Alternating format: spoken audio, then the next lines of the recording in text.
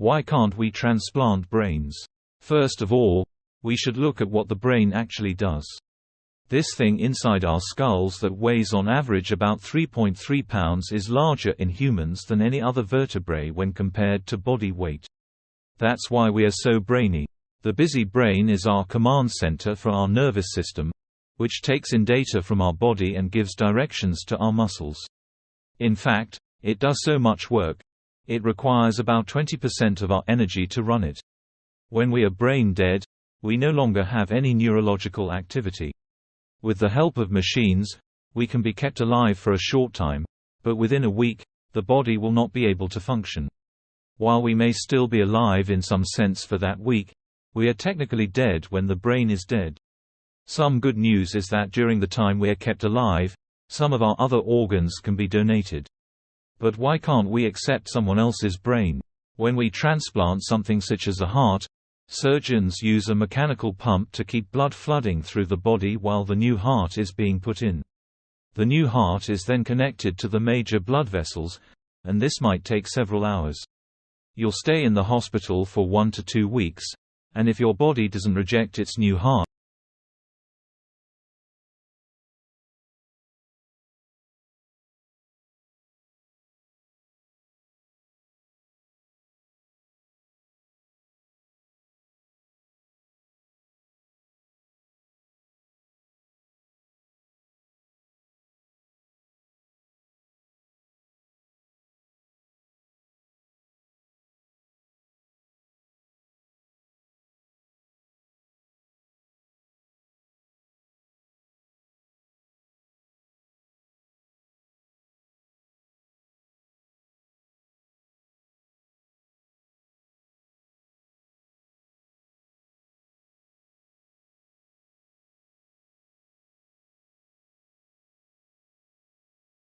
researcher at the MIT Media Lab, part of the Opera of the Future group, and my research focuses on the relationship people have with their own voice and with the voices of others. I study what we can learn from listening to voices from the various fields, from neurology to biology, cognitive sciences, linguistics. In our group we create tools and experiences to help people gain a better applied understanding of their voice in order to reduce the biases, to become better listeners, to create more healthy relationship, or just to understand themselves better. And this really has to come with a holistic approach on the voice. Because think about all the applications and implications that the voice may have, as we discover more about it. Your voice is a very complex phenomenon. It requires a synchronization of more than 100 muscles in your body. And by listening to the voice, we can understand possible failures of what happens inside. For example, listening to very specific types of turbulences and nonlinearity of the voice can help predict very early stages of Parkinson's just through a phone call. Listening to the breathness of the voice can help detect heart disease. And we also know that the changes of tempo inside individual words is a very good marker of depression.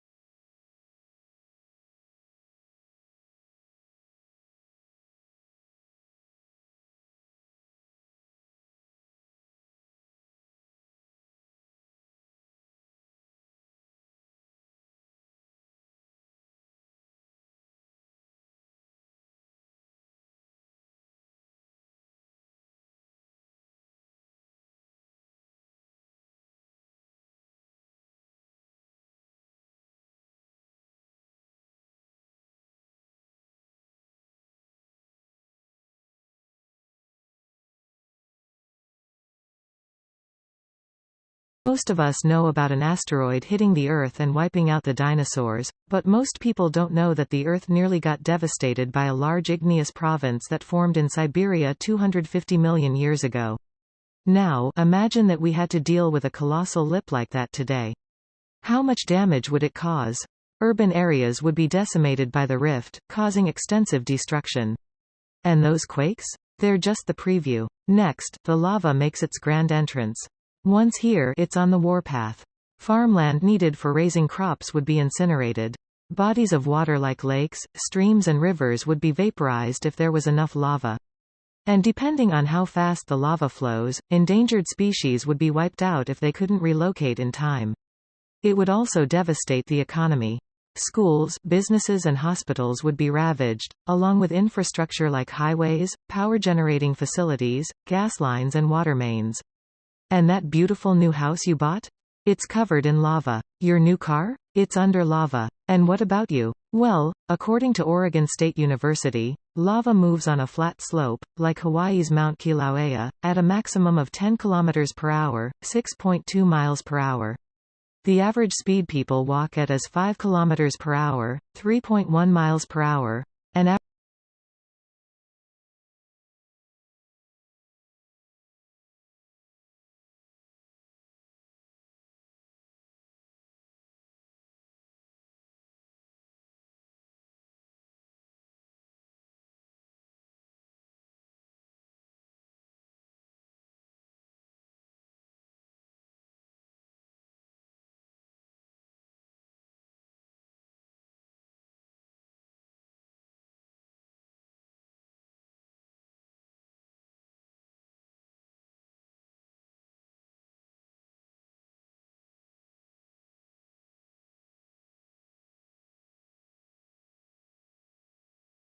Sometimes ignorance is preferable to the detailed truth. Maybe we only care about truth insofar as it empowers us. Knowing and thinking about all of the details of every orange tree would just be a psychological burden for the most of us. I'll take illusion over the reality.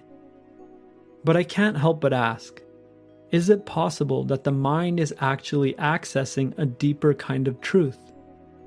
Maybe the mind is separating the signal from the noise. But what constitutes signal versus noise? Our values. A farmer that values knowing all the details of an orange tree will view it differently than a regular person. Well, where do our values come from? Here's Nietzsche's view from Beyond Good and Evil.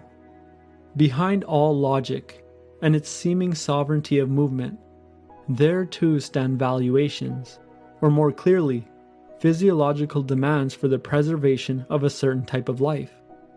For Nietzsche, our values come from our physiological demands. And what does our physiology demand? Power. It wants to survive and thrive. What does it mean to thrive?